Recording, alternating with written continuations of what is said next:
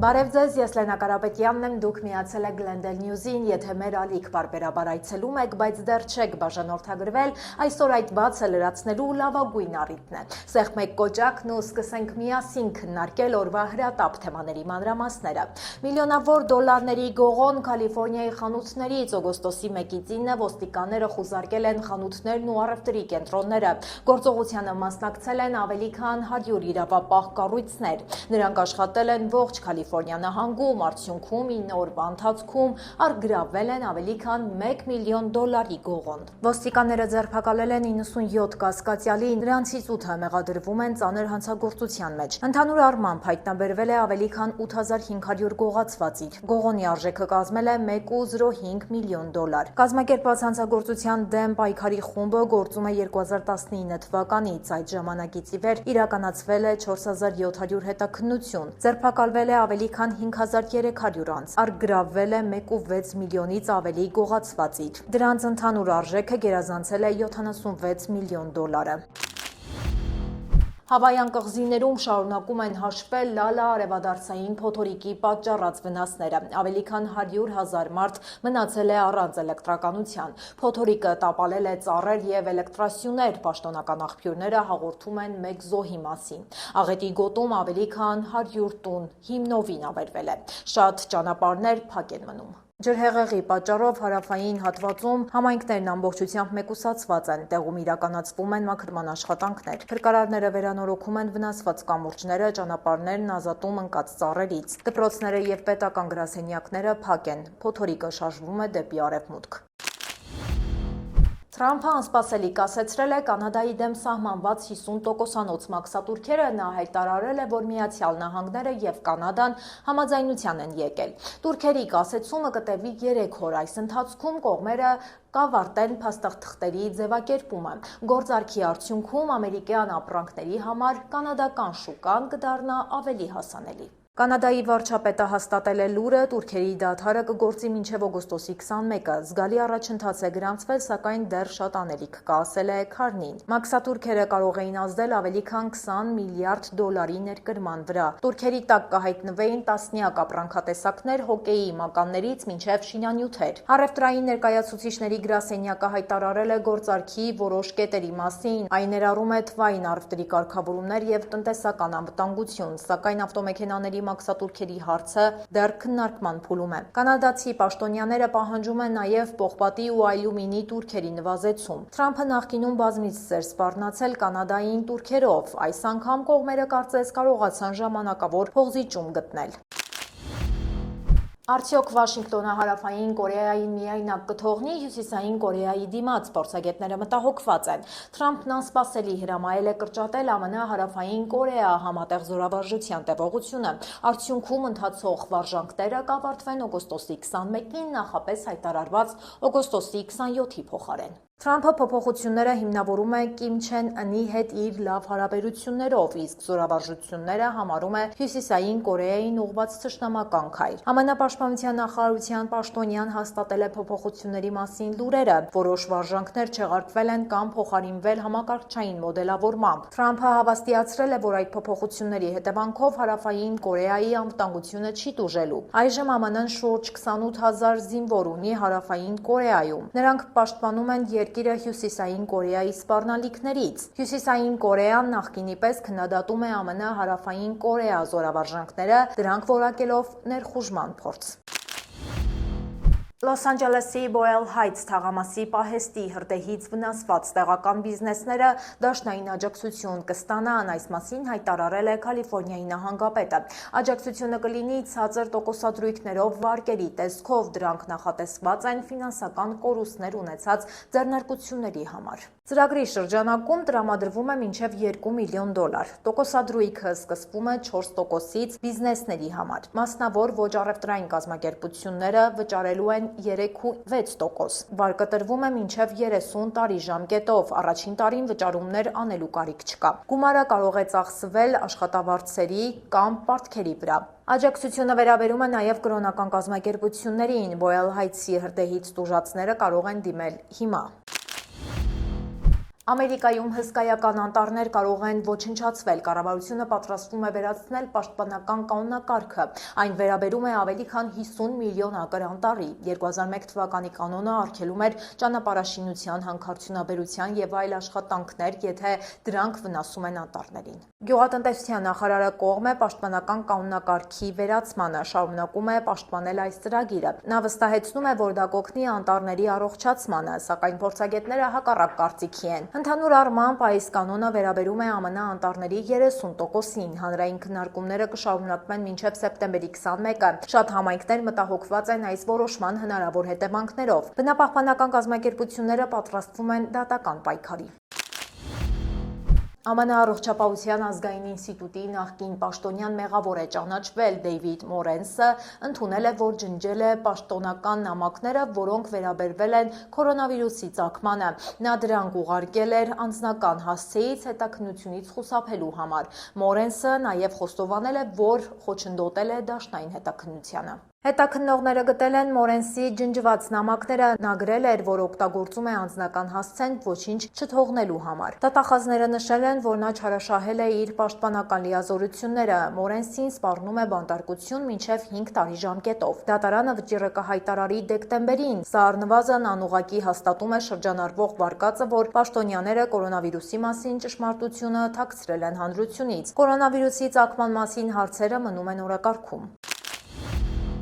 ICE-ը նոր ծրագիր է առաջարկել, որի նպատակն է ապահովագրել ներգաղթի հետ կապված ձերբակալություններ անող տեղական ոստիկաններին։ Ծրագիրը կապահովի ոստիկանների ֆինանսական պաշտպանությունը, եթե նրանց դեմ դատական հայց ներկայացվի, ծառայության ընթացքում տեղի ունեցած միջադեպերի պատճառով։ Ծրագրի շրջանակում ICE-ի սպաները կստանան տարեկան մինչև $500,000 ծածկույթ դատական ծախսերի և տուգանքների համար։ Տարեկան $250,000 չափով գումար կփոխհատուցվի ծրագրում ներառված ոստիկաններին։ Ներգաղթի դեմ գործողությունները Թրամփի նախագահության օրոք կտրուկ աճել են, ձերբակալությունների թիվը հասել է ամսական 3000-ի։ Ձերբակալվածներից շատերը ICE-ի դեմ դատական գործեր են սկսել, տեղական շատ բաժիններ մտավախություն ունեն դատական հայցերի պատճառով։ Շերիֆների ազգային ասոցիացիան դրական է գնահատել նոր առաջարկը։ Ծրագրի վերջնական արժեքը դեռ հայտնի չէ։ Սան Դիեգոյի շրջանը դադարեցնում է ICE-ի գործակալների մարզումները, նրանք այլևս չեն օգտվի տեղական հրաձգարաններից։ Արգելքը վերաբերում է նաև մաքսային և սահմանային պաշտպանության գործակալներին։ Շրջանը այս որոշումներին գնացել է հանրային ճնշման արդյունքում։ Այդ կերպ շրջանը իր բողոքն է արտահայտում Թրամփի վարչակազմի իրականացրած զանգվածային արտաքսումների դեմ։ Շրջանի ղեկավարները պնդում են, որ ուզում են պահպանել ներգաղթյալների վստահությունը։ Ի հակառակ, տեղի շերիֆը դեմ է քվեարկել։ Նա կարծում է, որ գործակալներին ավելի շատ մարզումներ են պետք։ Շատ քաղաքներ դեռ պահպանում են գործակալների մարզումներն ապահովելու մասին իրենց պայմանագրերը։ Սահմանային պաշտպանության ղեկավարը քննադատել է քայլը։ Նա կարծում է, որ սա վտանգում է սահմանային անվտանգությունը։ Գործակալությունը ստիպված կլինի 1700 սպայի ուղարկել այլ վայրեր։ Դա կկրճատի անձնակազմի թիվը սահմանին։ Դաշնային գործակալները Սան Դիեգոյում մարզվել են 2017 թվականից։ Նրանք անցկացրել են ավելի քան 3300 մարզումային ժամ։ Սարսափը կվերադառնա Փալիսեյդսի մոտակայքում գտնվող այգի Six Flags Magic Mountain զբոսայգին պատրաստվում է տոնին, այն կոչվում է Սարսափների փառատոն։ Միջոցառումը կսկսվի սեպտեմբերի 18-ին ու կտևի մինչև նոյեմբերի 1-ը։ Տոմսերի գինը սկսվում է $25-ից։ Այգու աշխատակիցները հիշեցնում են, որ խորհուրդ չի տրվում միջոցառմանը տանել մինչև 13 տարեկան երեխաներին։ Այցելուներին սպասում են մթին միջանցքներ և սարսափելի լաբիրինթոսներ հայտնի սարսափ ֆիլմերի թեմատիկայով։ Այգում կմատուցեն թեմատիկ ուտելիքներ և ըմպելիքներ անսովոր և վախեցնող ձևավորումներով։ Տոմսերը պետք է ձեռք բերել նախապես։ Կազմակերպիչները խոստանում են, որ Վալենսիայի այգին կդառնա ադրենալինի և սարսափների իրական աղբյուր։ Հոկտեմբերին Լոս Անջելեսի հին ոճի տները կդառնան սարսափելի կինոթատրոններ։ Heritage Square թանգարանը հյուրընկալում է Woozy Bites and Flights փառատոնը։ Սա արդեն 4-րդ տարին է անցկացվում, միջոցառումը նախատեսված է միայն 21-ից բարձր անձանց համար։ Այցելուները կվայելեն հայտնի սարսափ ֆիլմերը բացօթյա պայմաններում։ Փառատոնը տեղի կունենա հոկտեմբերի 16-ին, 17-ին, 23-ին եւ 24-ին։ Ծրագրում ընդգրկված են դասական եւ նոր սարսափ ֆիլմեր։ Յուրաքանչյուր երեկո ցուցադրվելու է 2 ֆիլմ, կլինեն նաեւ քաղցրավենիք հավաքելու մրցույթներ։ Մասնակիցները կայցելեն հին տները, հյուրասիրություններ փնտրելու նպատակով։ Կգործի նաեւ հելոուինյան շուկա թեմատիկ ապրանքներով։ Տոմսերի գինը սկսվում է $45, տեղում գնելու դեպքում այն կդառնա $50։ Այցելուները կարող են կրել թեմատիկ կոստյում լավագույն հագուստի համար հատուկ մրցանակ է նախատեսված։ Մարդկության պատմության մեջ երկրորդ անգամ լուսնի մակերեսին խորը փոս է առաջացել հենց մարդու մեղքով։ Մեղավորը SpaceX-ն է, օգոստոսի 5-ին նրա հրթիռի մի հատված ժամում 5400 մղոն արագությամբ հարվածել է լուսնին։ NASA-ի մասնագետները երկար են փնտրել խառնարանը, այն ունի մոտ 60 ոտնաչափ լայնություն եւ մոտ 10 ոտնաչափ խորություն։ Նմանատիպ առաջին դեպքը եղել է 2022 թվականին, այդ ժամանակ չինական հրթիռ էր հարվածել լուսնին, առաջացնելով ձնեմարդու տեսքով կրկնակի խառնարան։ Այս դեպքից հետո տիեզերական աղբից ծագող վտանգների շուրջ նոր քննարկումներ են սկսվել։ Փորձագետները գերտերություններին կոչ են անում տիեզերական մրցավազքի հետ քայլեր ձեռնարկել նաև տիեզերական աղբից ծագող վտանգները չեզոքացնելու ուղղությամբ։ Շատ հավանական է, որ կինոթատրոններում առաջիկայում նոր չեմպիոն կտեսնենք։ Դյունա Մազ 3 ֆիլմի տոմսերը վաճառքի հանելուն պես կայքերը խափանվել են։ Երկրպագուները ժամերով սպասել են հերթերում, շատերը չեն կարողացել հոբելյանական ցուցադրության տոմսեր գնել։ Ոմանք տոմսերը վերավաճառել են $1000-ով։ Տոմսերի պահանջարկը գերազանցել է բոլոր սպասելիքները։ Ֆիլմը էկրան կբարձրանա դեկտեմբերի 18-ին, ռեժիսորը Դենի Վիլնյովն է։ Սա ֆանտաստիկ ժանրի մեծ նախագիծ է։ Ընկերությունը նախապես տեղեկացրել էր վաճառքի օրվա մասին։ Չնայած նախապատրաստությանը տեխնիկական խնդիրներ են առաջացել։ Լոս Անջելեսի Փալիսեյդսի կինոթատրոններում եւս եղել են հերթեր։ Այժմ եկեք տեղափոխվենք մեր Facebook-յան էջ, որտեղ ունենք հրապարակումներ, որոնք վստահ եմ կհետաքրքրեն ձեզ։ Մետային կարող են ստիպել վճարել ռեկորդային չափի տուգանք մոտ $1.5 տրիլիոն։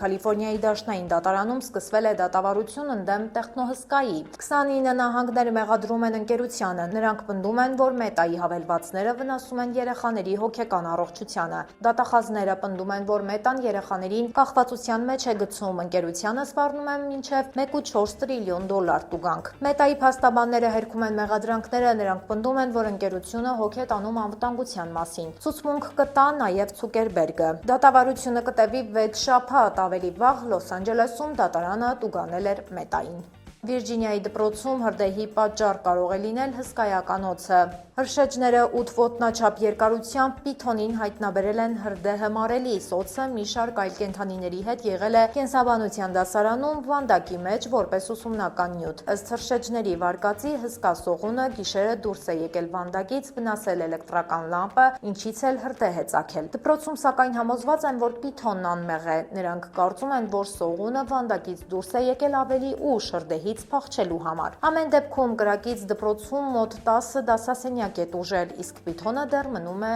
միակ կասկածյալը։ Լոս Անջելեսի կենդանաբանական այգու տոմսերը կրկին կթանկանան, մուտքի վճարը կավելանա ևս $2-ով։ Նախորդ տարի արդեն եղել է $5 թանկացում։ Քաղաքային խորհրդի հանձնաժողովը քննարկում է գների բարձրացման առաջարկը։ Քաղաքապետ Քարեն Բասը նախկինում հավանություն էր տվել թանկացումներին։ Թանկացումից հետո մեծահասակների տոմսը կարժենա $29, իսկ երեխաների մուտքը $24։ Տարեցների համար գինը կդառնա $26, խմբակային տոմսերի գները նույնպես կբարձրանան։ Կենդանաբանական այգու պաշտոնյաները պնդում են, որ թանկացումներով հանդերձ գները մնում են մատչելի։ Նրանք նշում են, որ 2019-ից 25 թվականներին գները չեն աճել։ Այդ ընթացքում ծախսերն ամենուր կտրուկ ավելացել են։ Տոմսերի գումարներն ուղղվում են կենդանիների խնամքին։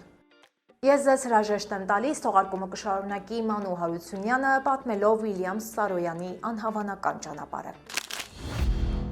Ինքնուս հանճար, որը գրավեց աշխարհը։ Բարև ձեզ։ Ամենահայտնի ամերիկահայերից մեկի Վիլյամ Սարոյանի պատմությունը սկսվում է ոչ թե Հայաստանում, այլ Կալիֆորնիայի Ֆրեզնոյում։ Նա ծնվել է 1908 թվականին Բիթլիսից Ամերիկա տեղափոխված հայ ընտանիքում, այսինքն Սարոյանը երբեք Ամերիկա չի եկել որպես ներգաղթյալ երեխա։ Նա հենց ԱՄՆ-ում ծնված առաջին սերնդի ամերիկահայ էր, բայց նրա հայկական ինքնությունը հետագայում դարձավ դարձավ նրա գրականության ամենաճանաչելի առանձնահատկություններից մեկը։ Սարոյանի հայրը Արմենակ Սարոյանը ընտանիքից առաջ 1905 թվականին մեկնել էր Նյու Յորք, որտեղ աշխատել էր որպես հայ առաքելական եկեղեցիների քարոզիչ։ Հետագայում ընտանիքը տեղափոխվել էր Կալիֆոռնիա։ Վիլյամը 3 տարեկան էր, երբ հայրը մահացավ։ Երեխաներն ապրել են Օքլենդի մանկատանը։ 1916-ին ընտանիքը կրկին միավորվեց Ֆրեզնոյում, հենց այստեղ քաղաքի հայկական համայնքի միջավայրում է անցել Սարոյանի մանկությունը։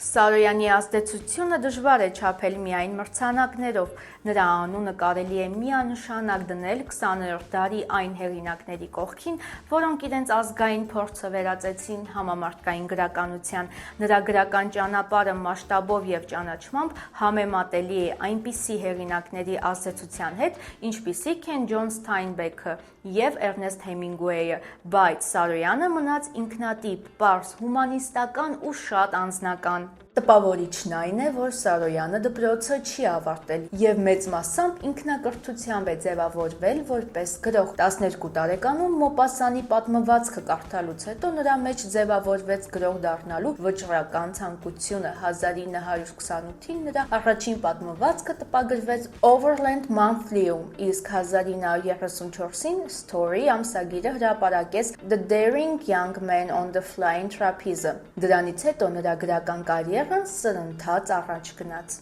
Սարոյանը միայն պատմվածքներ չէր գրում, նա աշխատում էր միանգամից մի քանի գրական ու արվեստային ուղղություններով, ստեղծելով վեպեր, պիեսներ, ինքնակենսագրական գրքեր եւ կինոսցենարներ։ Նրա լեզուն հաճախ թվում է պարզ, բայց այդ պարզության մեջ կա շատ խորը մարդկային դիտարկում։ Սարոյանը կարողանում էր սովորական մարդու առօրյան դարձնել գրական իրադարձություն, առանց հերոսներին իդեալականացնելու։ Իմ անունը Արամ է ժողովածուն, որը լույս է տեսել 1940 թվականին Սարոյանի ամենահայտնի գործերից է։ Այն ներկայացնում է Ֆրեզնոյի հայ համայնքի կյանքը, հատկապես մանկության հիշողությունների միջոցով։ Այստեղ հայկական ընտանիքը, կենցաղը, լեզուն ու բնավորությունները դառնում են ոչ միայն էթնիկ պատմության, այլև Ամերիկայում ապրող ներգաղթյալների կյանքի համամարտկային պատկերի մաս։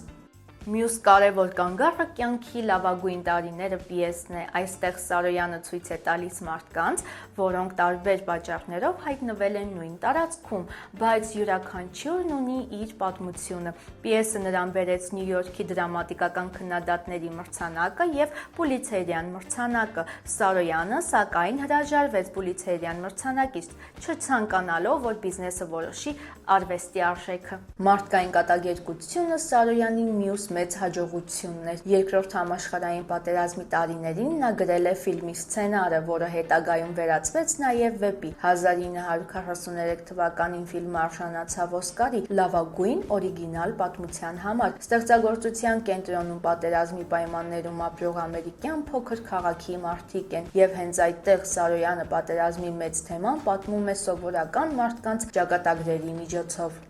Սարոյանի կապը Հայաստանի հետ նույնպես պարզապես կենսագրական դրվագ չէ։ 1935 թվականին նա առաջին անգամ այցելեց Հայաստան արդեն ճանաչված երիտասարդ գրողի կարգավիճակով։ Հետագայում նա բազմիցս վերադարձավ հայկական թեմաներին եւ իր ստեղծագործություններում պահպանեց կապը նախնիների, երկրի, հայերի, պատմական հիշողության եւ սփյուռքի կյանքի հետ։ Նա իրեն ամերիկացի գրող էր համարում, բայց նաեւ հայ գրող։ Սարոյանի ժառանգությունը Հայաստանում եւ հայկական աշխարհում շարունակվում է նաեւ այսօր։ Կազմակերպվում են նրա նվիրված գրական միջոցառումներ, նրա գործերը շարունակում են հրատարակվել եւ բեմադրվել, իսկ Երևանում գործում է Վիլյամ Սարոյանի անվան թատրոնը։ Նրա գրական ժառանգության պահպանմամբ զբաղվում է նաեւ 1966-ին իր հիմնադրած William Saroyan Foundation-ը, որը աջակցում է նրա ստեղծագործությունների ուսումնասիրմանն ու երիտասարդ գրողներին։ Վիլյամ Սարոյանը մահացավ 1981 թվականին Ֆրեզնոյում, այն քաղաքում, որտեղ ծնվել էր, բայց նրա պատմությունը դեռ ավարտված չէ։ Բաժանորդագրվեք մեր ալիքին հաջորդ հետաքրքիր պատմությունը բաց չթողնելու համար։ Այսօրվա համար պատրաստել էինք այսքանը, եթե դեռ չեք հասցրել դիտել մեր նախորդ թողարկումը, ապա կարող եք անցնել հենց այս հղումով, իսկ մենք կսպասենք ձեր լայքերին եւ մեկնաբանություններին, կհանդիպենք վաղը ժամը 5-ին, հաջողություն։